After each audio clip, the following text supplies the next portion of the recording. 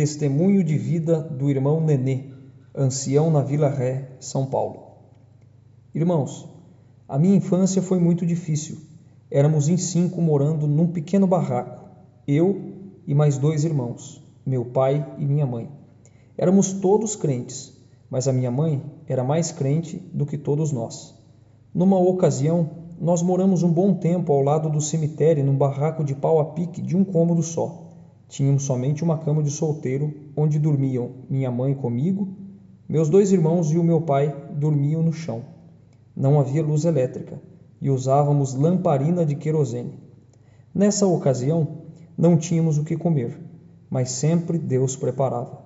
Havia lá perto uma empresa que beneficiava leite e que não usava o soro do leite.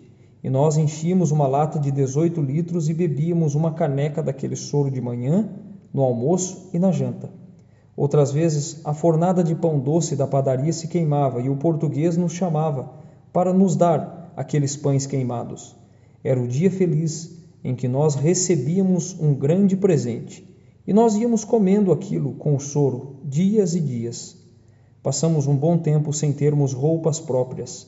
Nós ganhávamos roupas usadas. Meu irmão do meio tirava a água do poço com sarilho para uma irmã e, em paga do seu trabalho, ela lhe dava comida. Um dia, ela lhe deu uma camisa de cor bordô, fechada, e aquela camisa serviu para todos nós, porque eu não tinha camisa. Eu tinha apenas uma calça curta, larga e amarrada do lado, porque era muito grande. E o meu irmão usava aquela camisa 2 dias, lavava e me emprestava. Eu usava 2 dias, lavava e passava para o outro. E assim nós passamos muito tempo revezando aquela camisa. Minha mãe era muito zelosa. Ela me ensinou a ler a Bíblia. E antes de eu ir brincar no quintal, ela me fazia sentar ao seu lado. Ela punha o véu na cabeça, me entregava a Bíblia e me pedia para que eu lesse para ela em algum capítulo. Ela ficava ali reverente, com o véu na cabeça, e Deus me dava a graça de ler algum capítulo para ela. E terminando de ler, ela me beijava e me mandava ir brincar. E ela recebia aquilo todas as manhãs como sendo a palavra de Deus, como de fato era a palavra de Deus. Ali ela comia sua porção espiritual de cada dia. Meu pai de vez em quando ficava bêbado. Não era contínuo, mas ele bebia 2 ou 3 meses, depois parava. Passava anos sem beber, depois voltava a beber junto com os outros. E aquilo nos trazia muita angústia, porque nós não tínhamos nem o que comer em casa. Um vizinho nosso, que era cooperador, já velhinho, que o senhor já o recolheu há muitos anos, ele engordava porcos em seu quintal. E, periodicamente, ele me entregava uma bicicleta preta que ele tinha, com uma lata de 18 litros na garupa, que já tinha as casas certas para juntar a lavagem para ele engordar os seus porcos. E eu ia de casa em casa para recolher aquela lavagem. Aquele dia era um dia feliz, porque a gente almoçava e jantava daquela comida que para muitos era lixo, mas conseguia matar a nossa fome. Noutra ocasião, já em outra casa, eu dormia em cima de uma mesa, sem colchão, e a minha mãe dormia em uma cama que já estava meio acabada e só tinham ficado as laterais e estava cheia de cupim. Às vezes eu acordava de madrugada com algum ruído e eu ia lá no quarto e mesmo dormindo ela estava falando em línguas, coisas bonitas que eu nunca vou esquecer na minha vida. Deus nos foi provando, provou a nossa humildade, apertou nossos sentimentos. Houve ocasiões até em que eu ia em reuniões de mocidade e era tirado de dentro da igreja pelos porteiros, mas se me tiraram pela porta da frente, eu entrava pela porta do lado. Eu não perdia nada da casa de Deus. E assim, Deus me deu a graça de ir crescendo junto com os meus irmãos, meu pai e a minha mãe. O Senhor preparou de ver coisas bonitas. Normalmente, quem se lembra de atender o pobre são os adultos, quem já sofreu na pele a fome e as dificuldades de criar uma família. Raramente se vê um moço ou uma moça levar pão para quem está faminto. Dificilmente se vê uma moça dar um banho num doente, cuidar de uma casa para uma mãe ou para uma velhinha. Mas eu tive a oportunidade, nos dias da minha meninice, naquela casinha que nem piso tinha, de ver chegar na minha casa um grupo de moços e moças de 16, 17, 18 e 19 anos. Aquelas moças simples levavam arroz, feijão, açúcar, sal, enfim, cada uma levava alguma coisa. Levavam vassouras, sabão, e elas chegavam cedo na nossa casa, lavavam as poucas coisas que tínhamos, varriam a nossa casa, lavavam as nossas roupinhas, costuravam, faziam o almoço com aquilo que levavam, passavam a tarde ali conosco, deixavam a janta pronta e no final oravam conosco. E depois iam embora para suas casas. Que coisa bonita! Os anos se foram, mas esse quadro ficou gravado na minha memória. Moças novas ainda, com a pele lisa, os olhos brilhantes, já envolvidas pela caridade e pelos sentimentos cristãos. Uma delas não andava junto com as outras. Chamava-se Vitória. Ela era gordinha, retraída, não convivia com as outras. Quando terminava o culto, ela pegava no braço da sua mãe, mãe de criação inclusive, e ia junto com ela para casa. Era caseira, pouco falava. Eu era um menino nessa época e nós morávamos numa rua de terra longa e às vezes era meio-dia e nós não tínhamos tomado nem café ainda. Não tínhamos nada em casa e estávamos brincando na poeira e a gente avistava de longe aquela moça e ela vinha trazendo um caldeirão grande e naquele caldeirão tinha feijão, arroz, carne, macarrão, batata.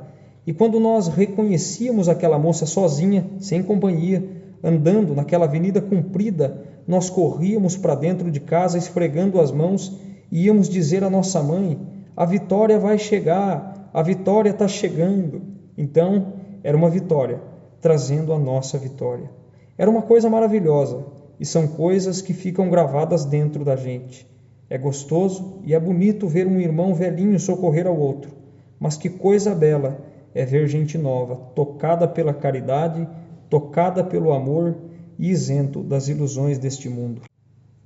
Eu louvo a Deus, porque no ano de 1974, o Senhor mostrou para minha mãe numa noite que ela seria recolhida do nosso meio. Ela tinha 34 anos de idade e os seus cabelos eram compridos, para baixo da curva das pernas. Então ela nos reuniu de manhã, era quase no fim do mês de junho, e ela chamou meu pai e os meus 2 irmãos e mais 2 irmãs amigas dela. E ali nos deu muitos conselhos e nos anunciou o que Deus tinha dito para ela durante aquela noite. Chamou meu pai, e ele era um homem alto, forte, um homem zarrão. Então ela disse: meu marido, a nossa vida até aqui foi uma vida muito amarga na parte material, uma vida sofrida, nunca tivemos nada de sobra, então tudo foi com muita falta e dentro dessa casa, mas eu quero hoje transmitir para você o que Deus nesta noite me disse, que eu estou de partida, Deus vai me levar com Ele, e se até agora foi difícil para nós, agora vai ser mais difícil para vocês, porque até agora passamos fome, necessidades, mas nós passamos tudo isso juntos, mas agora os nossos filhos não vão ter mais a sua mãe ao seu lado. Deus me levará daqui a pouco, ou à tarde, ou de madrugada, ou amanhã, mas eu já estou de partida. Aí ela nos deu muitos conselhos, nos deu doutrina, falou das más companhias, das boas companhias, nos orientou a frequentarmos as casas dos irmãos mais firmes e crentes, e disse para nunca deixarmos a igreja, para congregarmos, e quanto ao batismo, ela dizia: Deus vai tratar com vocês e vocês vão tratar com Deus, mas congregar é um dever de vocês, o restante Deus o fará. E disse mais: vocês deverão continuar a vida, vocês vão passar necessidades, vocês vão crescer separados uns dos outros, vão crescer dispersos. E virando para o meu pai, ela disse: meu marido, se eu não conseguir preencher o papel de mulher que você desejou, hoje eu te peço perdão por tudo o que eu não consegui fazer, tudo o que eu não alcancei realizar. Eu te peço perdão, mas procurei ser aquilo que eu pude ser. Então ela pediu perdão e abraçou o meu pai, e os 2 se abraçaram e choraram muito um no ombro do outro. E depois ela disse para ele: meu esposo, de vez em quando o vício te pega e tira o teu brilho, toca na tua moral e aumenta a nossa dor. Aí por algum tempo você não bebe, mas Deus põe na minha boca para te dizer: clame ao Senhor para que nunca mais o vício volte no teu corpo. Congregue, crie os nossos filhos, sirva ao Senhor, e se você for fiel, um dia nós vamos nos reencontrar na glória de Deus.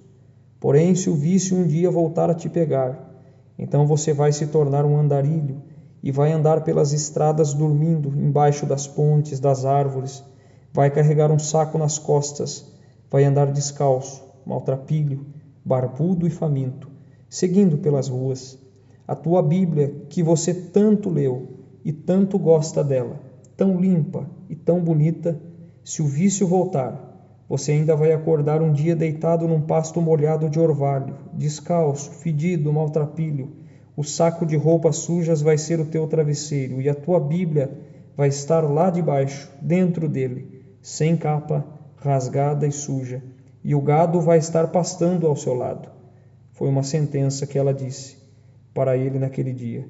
E depois, virando para nós, ela disse: a mamãe vai embora, vocês não vão ter mais uma família, mas se vocês forem fiéis a Deus, Deus vai pôr em volta de vocês uma grande família. Eu louvo a Deus, porque naquela manhã o meu pai e os meus irmãos se abraçaram com a minha mãe, se despediram, mas eu não tive coragem e fui para o portão e me assentei na terra e fiquei ali pensando na vida. Foi o último encontro que tivemos com a nossa mãe. Foi a última vez que tivemos ela na nossa frente, porque o Senhor a recolheu, como ele já tinha dito. Ficamos uns 30 e poucos dias juntos e logo nos separamos, cada um para o seu lado. Infelizmente, o vício voltou no meu pai e ele se tornou um andarilho. Não teve mais casa, não teve endereço, não teve família e andou pelas ruas com um saco nas costas, maltrapilho e fedido. Eu e os meus irmãos fomos separados e eu me preocupei muito com o meu irmão do meio pela sua natureza, a natureza que ele tinha. Ele nos dava um pouco de trabalho, mas Deus, na sua bondade, estava cuidando de cada um de nós. Eu fui viver a minha vida, um pouco morando com alguém, outro pouco sem ninguém. Dormi muito tempo no aeroporto de Congonhas, na área de espera. Depois dos cultos, eu ia para o aeroporto e lá dormia. Chegava às 22h30 e deitava lá em cima, na área de espera, num banco. Me encolhia dentro de uma blusa e lá eu passava a noite. Isso foi durante um bom tempo. Outra época, eu dormia no quintal da casa de uns irmãos. Eu ficava andando na frente da casa deles, que eu já conhecia, pois eu já havia morado lá, esperando dar 00:30 ou 1h da manhã, quando eles apagavam as luzes. Aí eu abria o portão e entrava bem devagarinho no quintal, para dormir junto com o cachorro que eles tinham. Deus foi tão bom para mim e me guardou durante todo esse tempo. Eu dormi muito em sanitários, ônibus velhos, carros velhos. Numa noite de grande desespero, quando aquela família apagou as luzes da casa, eu entrei no quintal, com muito medo de ladrão. E, naquela noite, tinha muitas estrelas no céu, como raramente se via em São Paulo. Deus tinha dado um culto muito bonito na Vila Ré, e ninguém sabia que eu não tinha casa. Eu nunca contei para ninguém que eu não tinha casa. E naquela noite, no meu desespero, eu entrei no portão e fui direto. O cachorro estava deitado de costas para o portão, e quando eu entrei, ele se virou para o meu lado e balançou a cauda, e eu deitei ao seu lado, num saco sujo. E ali no meu desespero eu orei deitado e disse: Senhor, se o meu irmão me nega uma cama, me nega uma casa, e eu não tenho direito de ter uma família, pelo menos este cão me recebe com tanta alegria. Mas, Senhor, por que eu não tenho esse direito? E lá eu abri a minha alma e chorei muito. Mas não adiantou, porque o cálice era meu e eu tinha que beber. Noutra ocasião, eu estava morando com uma família e na mesa tinha café com leite, tinha pão, tinha manteiga, bolachas, mas na minha frente só havia uma xícara de café preto. Por muitas vezes o choro veio na minha garganta, mas uma voz dizia assim: ninguém tem culpa, a prova é tua. Então Deus me dava forças. Numa outra casa, onde morei, passei também por algumas provas, porque eu congregava todos os dias e era comum, quando estava me aprontando para ir para os cultos, e os irmãos me perguntavam: Aonde você vai, nenê? E eu respondia para eles: Eu vou para o culto. E eles me diziam: Você não foi ontem? E eu respondia para eles: Sim, eu fui. E eles me diziam: E você vai no culto de novo? E eu dizia: Eu vou. E eles me diziam assim: Mas será que você volta? E eu respondia para eles: Claro que eu volto. Por que eu não voltaria? E eles me diziam: Talvez os carros que arrebataram Elias te arrebatam pelo caminho. Era para diminuir a minha fé, para escarnecer da minha necessidade, mas nunca respondi, pois quem precisava era eu, quem tinha fome era eu. Então eu ia para a casa de Deus e assim Deus me deu a graça de atravessar a minha adolescência e a minha juventude. Deus me chamou nas águas do batismo, selou a minha alma com a promessa do Espírito Santo. Me deu o privilégio de aprender a música, me deu a graça de servi-lo como auxiliar nas reuniões de jovens e menores, e naquele tempo, há muitos anos atrás, recitavam 300 e poucos. E ninguém tinha carro, era uma mocidade pobrezinha, e nós éramos muito unidos. Só a minha continuação, dos meninos, recitavam 52, e eles não faltavam. Hoje eu louvo a Deus porque daqueles meninos que recitavam com a gente, tem anciães, diáconos, cooperadores de jovens, encarregados regionais, e de vez em quando a gente se encontra por aí em algum lugar, com um ou com outro, e eu posso dizer que valeu a pena sofrer e chorar. Glória a Deus por tudo isso. Louvo a Deus porque todo bem Ele me tem concedido. Deus não me deu a graça de ter cultura ou de estudar, mas depois Ele preparou um emprego e, graças a Deus, já fazem muitos anos que eu não passo fome. Também espero que nunca mais passe. Eu agradeço a Deus porque os meus irmãos viveram a mesma vida, cada um no seu lugar. Mas Deus chamou nós três para a sua graça e preparou esposa para todos nós. O meu irmão do meio, que dava muito trabalho quando era menino, que brigava na rua, o Senhor fez com que ele fosse apresentado como cooperador de jovens e menores, ainda solteiro, jovem, na cidade de União da Vitória, que divide o estado de Santa Catarina com o estado do Paraná. Depois Deus preparou uma irmã para ser a sua esposa. Depois levantou ele como cooperador oficial. Ele também sofreu muito. Uma vez, quando ainda era cooperador de jovens e menores, e a obra naquela cidade era muito sofrida, ele veio uma vez para São Paulo para buscar a palavra. Ele viajou a noite toda, porque alguém disse para ele assim: Você congrega todos os dias com a mesma roupa? Quando que você vai comprar roupas novas? Quando você comprar roupas novas, você pode atender a reunião de jovens. Isso aconteceu numa terça-feira, e na quarta-feira chegou na casa dele uma caixa com 2 ternos, camisas, gravatas, meias, sapatos, tudo novinho para ele. Então, ele não falou nada. Voltou no próximo culto, que era antes de domingo, e chegou bonito, de terno novo. Então, quem disse aquilo para ele, que era para não atender a reunião de jovens enquanto não voltasse com roupa nova, perguntou para ele assim: Já comprou roupas novas? E ele respondeu: Deus preparou. Então você pode continuar atendendo. E ele continuou mesmo, mas a obra lá estava sofrendo muito. Uma noite, Deus mandou uma palavra na Vila Ré num domingo e dizia assim: Neste momento eu estou removendo a pedra da minha obra na tua cidade. E Deus dizia: Lá eu vou trocar tudo. Eu vou trocar o porteiro, eu vou trocar a piedade, vou trocar os músicos, vou trocar o encarregado, vou trocar o diácono, eu vou trocar tudo. E Deus trocou tudo mesmo. Tudo lá é novo, mas tudo mesmo. E depois disso, Deus levantou o meu irmão como ancião e ele serve a Deus feliz com a sua família junto daquela irmandade. E o outro meu irmão também está muito feliz e congrega ali em Santa Isabel. E assim Deus nos tem abençoado muito.